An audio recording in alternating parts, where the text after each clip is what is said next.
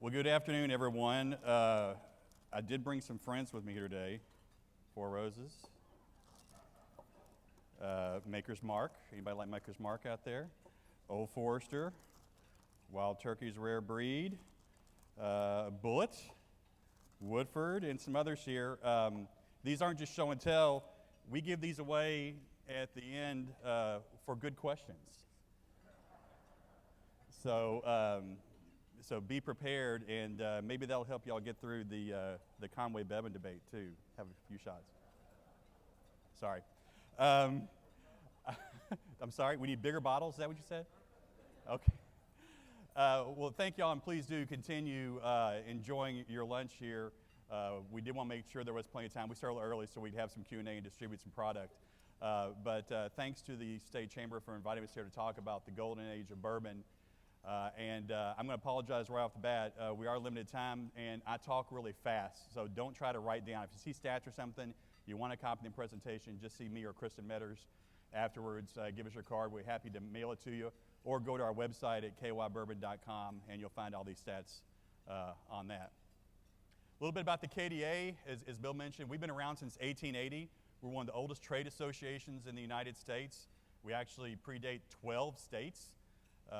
Our mission is to promote, protect, and unite Kentucky's signature bourbon and distilled spirits industry, secure the integrity of our timeless craft, and strengthen Kentucky's rightful place as the one true and authentic home for bourbon, which you'll find out here in a little bit is becoming more and more important every day. We now have 28 members at KDA, which is the most since the repeal of Prohibition in the 1930s. When Chris and I started revitalizing the KDA in 2008, we had 6. We really are booming right now. That's a picture from our annual meeting. Here are just a few of ours. Our heritage members, we call. These are the legendary brands that y'all know so well. Beam Suntory, which owns Jim Beam and Maker's Mark. Brown-Forman Corporation, headquartered here in Louisville. Diageo in North America. You may not know the name Diageo, but you know their bourbon. It's Bullet Bourbon, Tom Bullitt. Four Roses Distillery in Lawrenceburg, which was just named Whiskey Distillery of the Year. Heaven Hill Brands, family-owned company by the Shapiras in Bardstown, and the Kickin' Chicken, Wild Turkey in Lawrenceburg. We've got different classifications of members. Our proof members, Michter's Distillery here in Louisville, and a couple years ago we welcomed our very first educational member, the Distilled Spirits Epicenter down at 8th and Broadway, and they do a fantastic job of literally training the next generation of distillers from all around the world. And the great thing we love about them is when they come into Kentucky to take their training courses, we hook them on staying in Kentucky, show them all the resources we have here from our Kentucky Bourbon Trail, all the great partners we have, and the local and state elected officials and more, and we're getting a good success rate in trying to keep them here. Then we have the biggest growing segment of our industry right now, which is the craft segment. These are what we call established members. These are your larger craft distilleries, obviously Town Branch in Lexington, Copper and Kings American Brandy Distillery, just down the road here in Butchertown in Louisville. That's a great new distillery, and they age their brandy and use bourbon barrels, and they use music and the sonic vibrations of music to help in the aging process. It's pretty cool. Willett Distillery in Bardstown, they make great juice. And then check this out. Here is where the real growth is. The new distilleries that are popping up every day. This is taking bourbon statewide. Bourbon just isn't in Nelson County anymore, or Bullitt County, or Jefferson County here. We have distilleries all the way from dry Marshall County in the far west, which is actually having a wet dry vote today, all the way to Mason County in the northeast. And before I go any further, let me say something about these distilleries and our members. You're going to hear me talk today a lot about we. And when I say we, I mean the industry as a whole, because these are the greatest distilleries, I believe, in the world. And they do so much not only for the bourbon industry, but for our communities. I mean, can you imagine where the arts in Louisville would be without Brown-Forman, or education without Maker's Mark and Jim Beam and Bill Samuels, what he's done. They are true corporate citizens of the state of Kentucky and are great ambassadors for our Commonwealth. And they all get along. And that makes my job a little easier, but I think it's a unique part of our industry. And as any of you who are part of an association knows, you're only as strong as our members. And we couldn't be more thankful for the support that they give us. So welcome to the golden age of bourbon. We are the 95%. Kentucky, clap. Yeah, there you go. Kentucky produces 95% of all the world's bourbon. And a couple of years ago, we updated our economic impact study to show that bourbon is now a $3 billion industry in the state of Kentucky. Our workforce has doubled just in the last 2 years, and we have tripled the number of distilleries, $1.3 billion in capital investment. So take a look at this slide. 2012, we had 10 distilleries in Kentucky. We're now at 31. And we'll see in a minute, we're actually falling behind. Gross state product, $1.8 to $3 billion. Jobs doubled. Spin-off factor, we have the second highest spin-off factor in the state behind automobiles. For every bourbon job you create, it creates 4.3 down the road. Payroll now tops $700 million. Average salary, this is not a typo. The average salary of a distillery worker is, $91,000. Good thing that didn't break. Now, part of that is because your distillery workers, these are great jobs and they tend to stay in them for a long time. It's not rare to have a distillery worker be working there for 20, 30, 40 years. But we're also very blessed in Kentucky to have great corporate headquarters here like Heaven Hill and Brown Forman. Jim Beam's got a significant presence here growing on. So those salaries tend to skew upwards a little bit, but these are great paying jobs for the people of Kentucky. Our production, you hear about the bourbon boom, since 1999, that year as an industry, we only filled 455,000 barrels of bourbon. Think about that, 1999. So since 1999, last year we filled 1.3 million barrels of bourbon. Production has grown by 170% over that time. That's our highest production year since 1970. And the third straight year where we had more than 1 million barrels produced. Obviously the premium small batch and single barrel bourbons like the ones you see here are the ones you're all familiar with. That's driving what Bill Samuels calls the bourbon revolution. 5.7 million barrels aging right now in Kentucky. That's a new record. That's our highest inventory since 1975. And the 2015 tax assessed value, yes, we pay a lot of taxes, is $2.1 billion, up $233 million over the previous year and double since 2006. So as Lieutenant Governor Llewellyn mentioned last night, not only do we have more barrels than people, we have 1.4 million more barrels of bourbon than people living in Kentucky. And we thought, let's just check other states too. So we actually have more barrels of bourbon than 30 other states. So that's pretty good. We do generate a lot of money in tax revenue, $166 million a year in local and state taxes. There are 7 different taxes on every bottle of bourbon before it ever hits your lips. Remember that. That might be a good test question here, man. 7 different taxes. 2 aging barrel taxes. So if you buy a bottle of 18-year-old bourbon, guess what? That bottle has been taxed 18 times by the time it hits the store. Case tax, a nickel a case. State excise tax, $1.92 a gallon. Federal excise tax, $13.50 a gallon. Wholesale tax, 11%, and the state sale tax is 6%, even though they said state sale tax is already being collected in the wholesale tax. So 60% of every bottle of spirits in Kentucky goes to taxes. Now, I know we have several legislators here with us today, and we want to thank y'all again. In 2014, the legislature worked with our industry to virtually eliminate the barrel tax. We're the only place in the world that taxes aging barrels of spirits. They don't do it in Canada, they don't do it in Scotland, and they don't do it in Tennessee. That hurt us. But what we have now is what we call a Kentucky bourbon barrel tax reinvestment credit. So starting next year and going for the next few years, for every dollar a distillery spends on ad valorem barrel taxes, they'll be able to take that off of their corporate income taxes as long as they reinvest that in their facilities. And that was something we actually volunteered to do. So this is going to create more good paying Kentucky jobs and more investment. So they can build tourism centers, they can build new distilleries, they can do things like that. So it's not just a handout. This is actually a reinvestment credit so we can create more bourbon and more jobs in Kentucky. Now saying that, the barrel tax credit just kind of gets us up to a level playing field. We still are the 5th highest state in open market states when it comes to spirit taxes.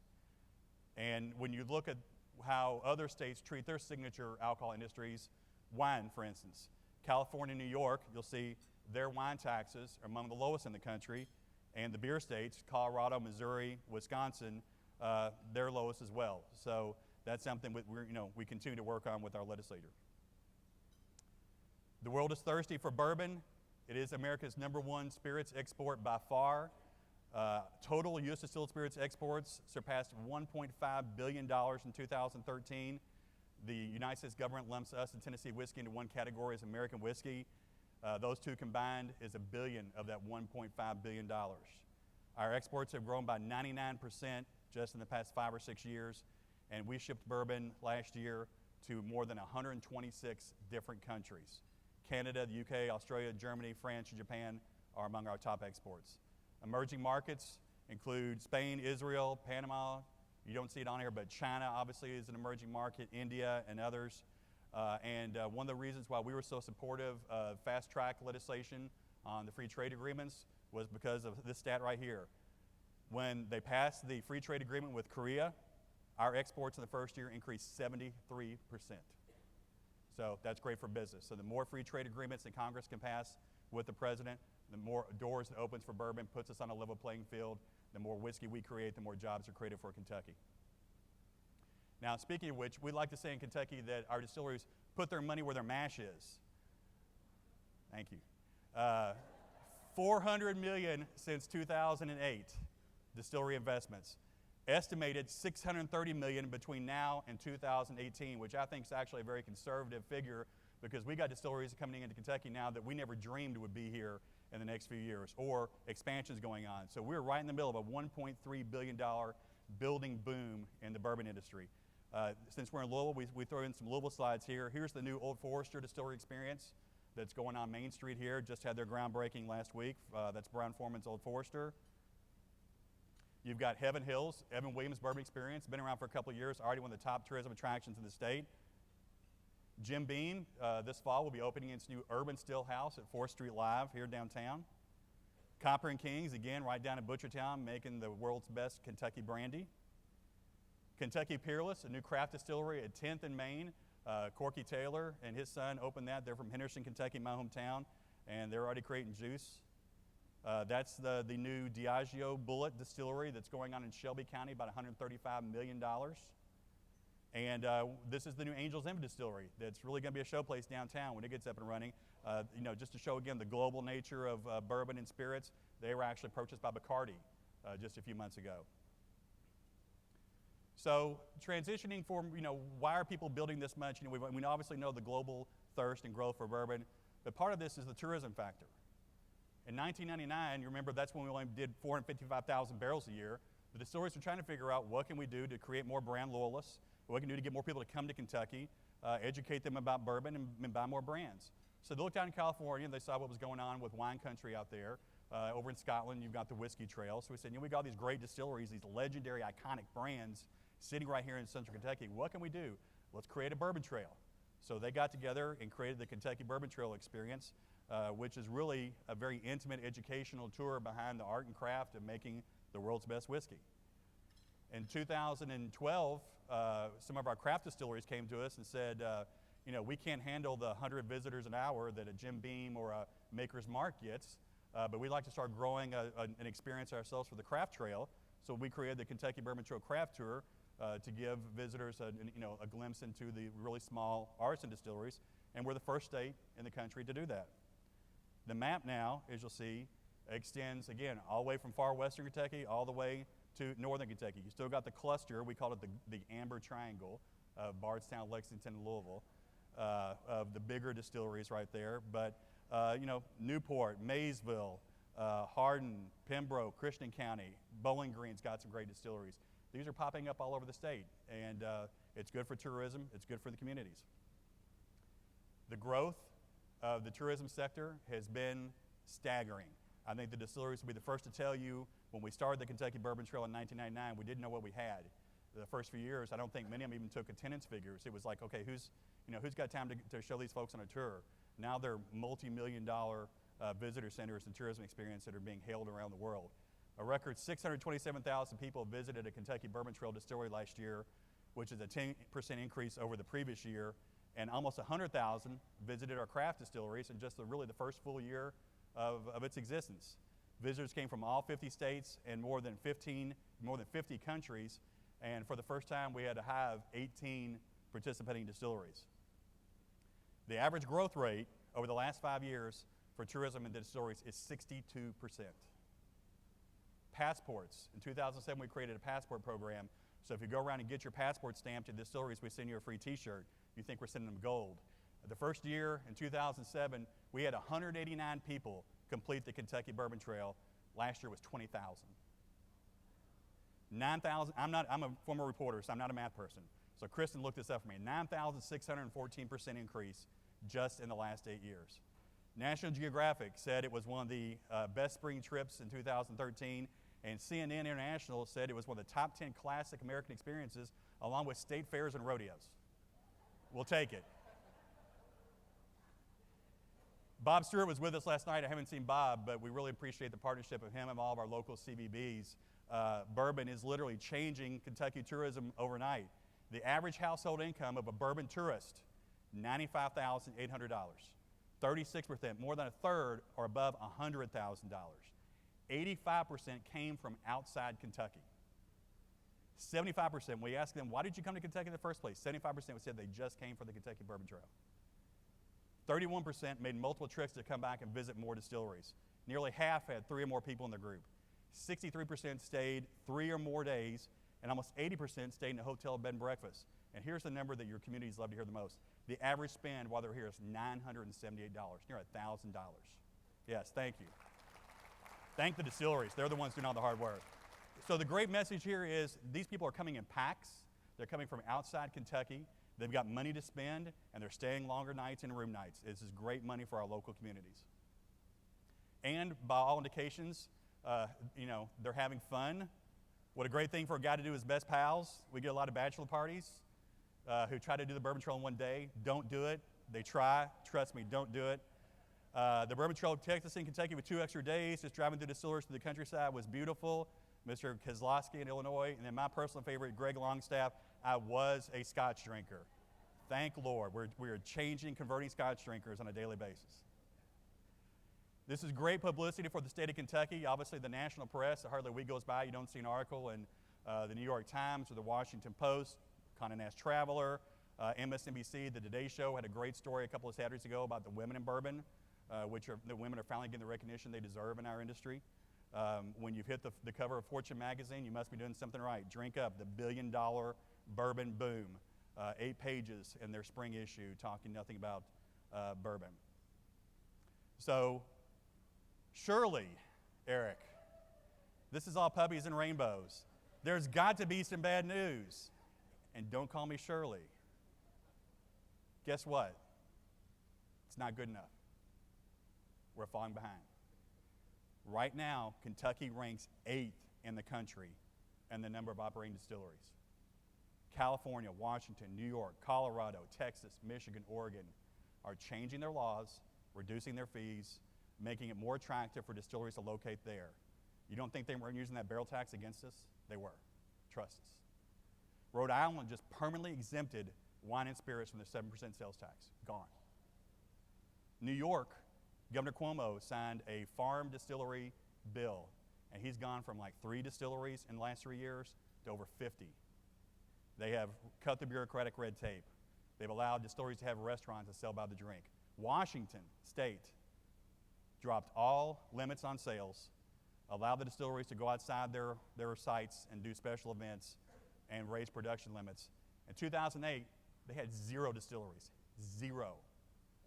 They got 87 distilleries today. There are more distilleries in downtown Portland, Oregon, than there are in Kentucky right now. We've got to do more. We've got to do a better job.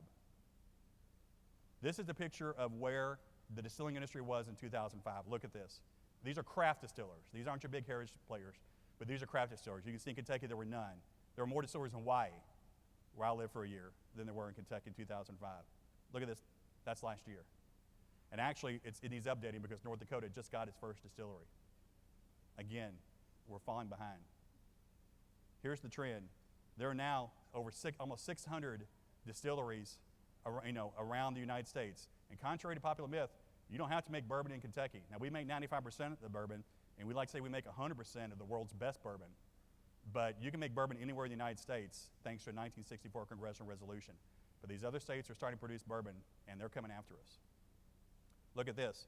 We're now averaging as a country 100 new distilleries a year for the past 3 years.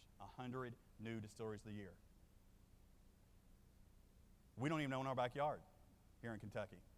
Look at the things that wineries and breweries can do Wineries can sell by the drink. Distilleries can't.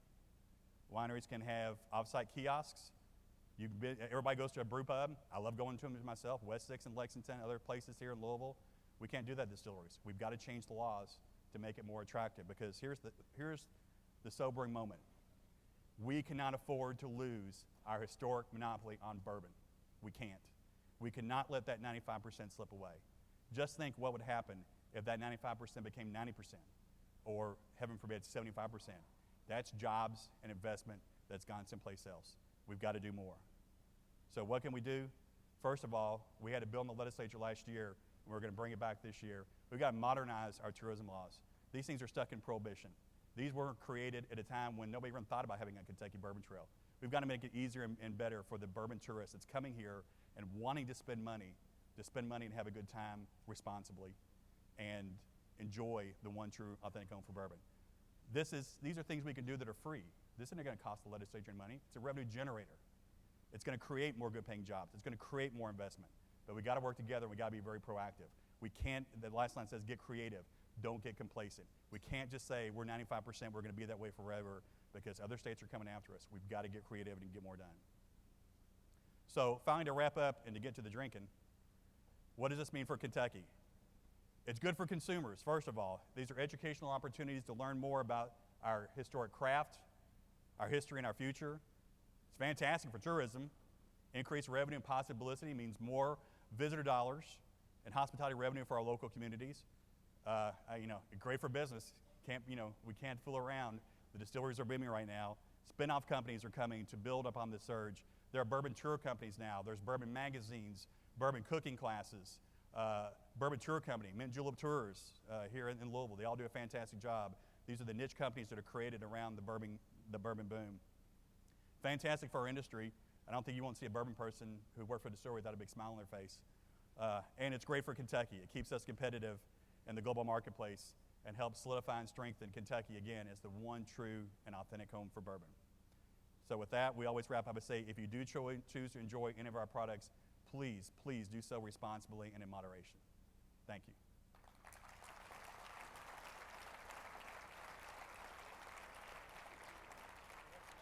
Okay, questions?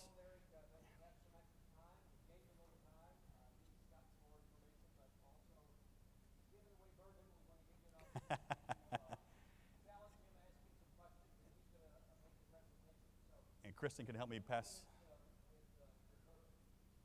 questions. Gentleman right here.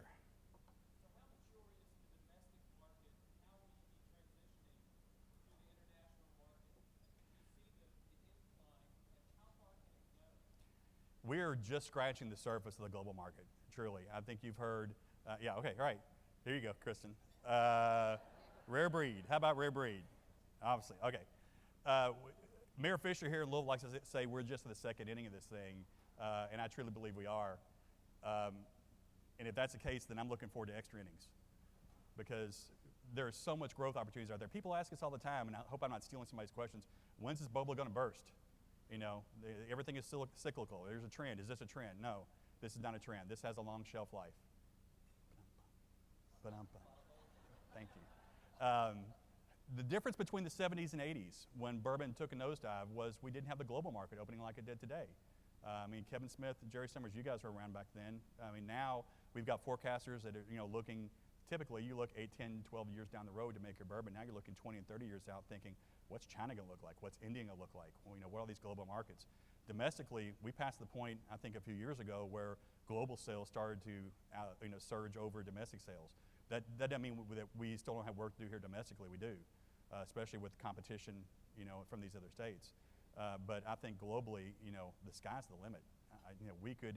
We've always heard the statistic, you may have heard this, if 1% of the world started drinking more bourbon, we wouldn't have enough here in Kentucky. Now, I don't know how you calculate that out. Sounds good, because we're literally producing as fast as we possibly can right now. But it's a bright future for the industry, and I think the global growth will be very helpful. This lady, Nancy, that's Nancy Weiser back there. Hey, Nancy.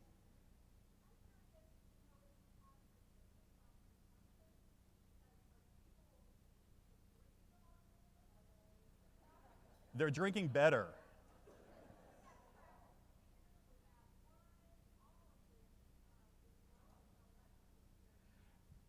I'm only halfway joking. I don't think people are drinking more. I think they're drinking better.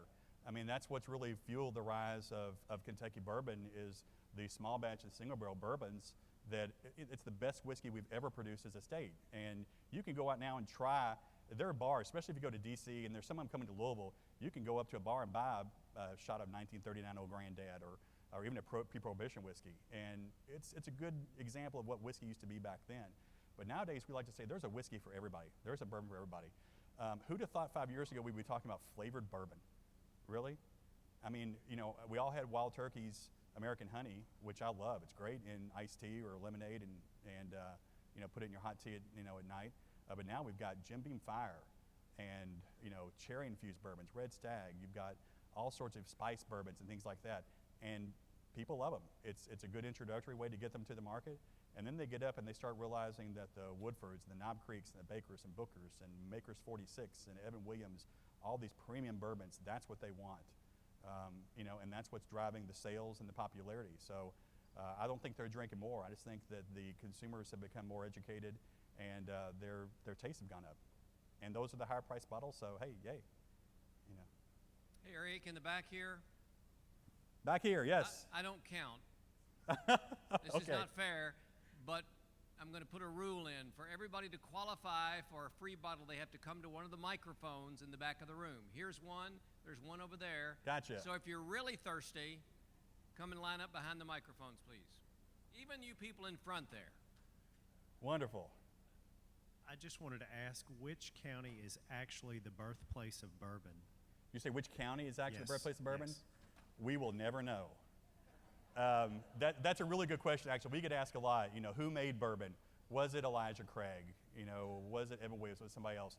I don't know. I'm glad they did. You know, Since you people, don't know, I'll claim it as Scott County then. back in the day, Bourbon County actually comprised 34 Kentucky counties today. And it stretched all the way from Georgetown up to Mason County. And it was then a port called Limestone Landing. And that's where a lot of bourbon went up there to be put on flatboats, you know, before there were steamboats to age to go down to the Mississippi River. That's actually, you know, again, how did bourbon get its name? Some people think it's because of the French ruling family. You know, most people think it's because you stamped the barrel, you know, the barrel was from Old Bourbon County, Kentucky. So a barrel goes up, you know, you fill it with your moonshine or Kentucky moonshine, or your early pioneer distiller in Kentucky. You fill it with your clear whiskey. You put it in a barrel which you've charred, probably to get rid of the fish smell or the pickles or something else that you used to store in it. And you brought it up to Limestone Landing. You put it on a flatboat to send it down to New Orleans. Well, in the few months it took to get from Kentucky to New Orleans on a flatboat, and then the heat of the summer and things, it started to take on some of the characteristics of the wood. And that's how it started to get the amber appearance and the mellow flavor. People in New Orleans opened it up and said, what is this brown liquor you're sending to us? And they loved it.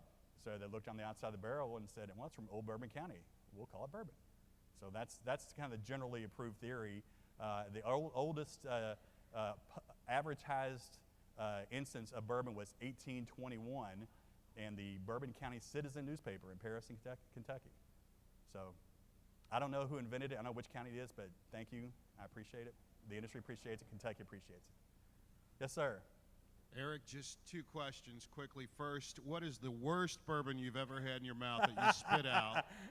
No. Anything from outside Kentucky. Here. I actually tried some in Napa. It was horrible. It was not Kentucky bourbon. The other question I had, the real question, was what do you see on the international market? What's the largest emerging market for bourbon exporters in Kentucky in the international global market? Kevin, Jerry, you guys help me out here. What? Asia still? Asia, the Asian market's probably still the largest.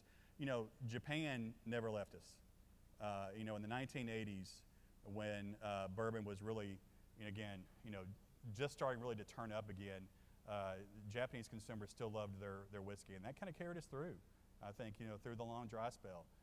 And they're still thirsty for bourbon and premium bourbons. You know, we've got two companies now in Kentucky, both Beam Suntory, owned by a Japanese company, and Four Roses is owned by a Japanese company, and they're investing a ton of money in these distilleries. You know, again, just shows how in Kentucky as a whole, we are part of the global economy. And the fact that we've got, you know, Japanese company coming to Kentucky to invest in our distilleries and the heritage and the history and grow them, to me, that's fantastic news. So I'd say the Asian market is probably still our biggest driver. We send a lot of bourbon to Russia these days. I think India is a market that we're also trying to figure out. Kevin's, and I said, anybody I'm forgetting, Kevin? That's pretty much the top ones. Good question, Mark. All right. Hi. I had a quick question about Hollywood, because I'm not sure whether Hollywood is following us or we're going to Hollywood, because every time I turn on the television or I watch a movie, there is some easily identifiable bottles from Kentucky, whether it's Pappy on Justified or on every cooking show has got the red wax. Everybody thinks we drink Pappy every day here. I know. I mean, I don't have any bottles of Pappy left in my house. I love the Justified. Everybody's drinking Pappy for breakfast, so. But I mean, it's something that we constantly see, and I mean, Blanton's is easily identified on TV as well. So are we going to them and placing that product, or are they just following us and seeing what's popular? I think they're following us. I haven't, at least from our membership, I haven't talked to any of them. They're actually out there seeking more publicity, for the products.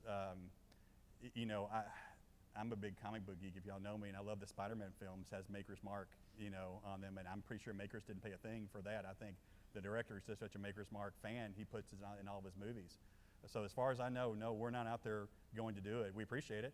All the support is great, but I don't think I think they're following us. I think, I don't want to break my arm, pat ourselves on the back, but everybody likes a winner. And right now, bourbon's winning. Even though we do have work to do in Kentucky, as I said before, bourbon is winning right now. And Bill Samuel said he never thought he'd live to see the day that we're the flavor of the month again, because he went through the hard times. And now we're enjoying, a renaissance like we haven't seen in generations. So, and Dave, we actually have 2 big bottles down here that we'd be honored if y'all would like to give those to Mr. Bevan and Mr. Conway, or present them to somebody who asked a good question of Mr. Bevan and Mr. Conway. Doesn't have to be bourbon, that might help. But we have a bottle of Knob Creek Single Barrel, which is excellent juice, and a bottle of Woodford Reserve that's been autographed by Chris Morris, their master distiller. So thank you all very much. Appreciate it.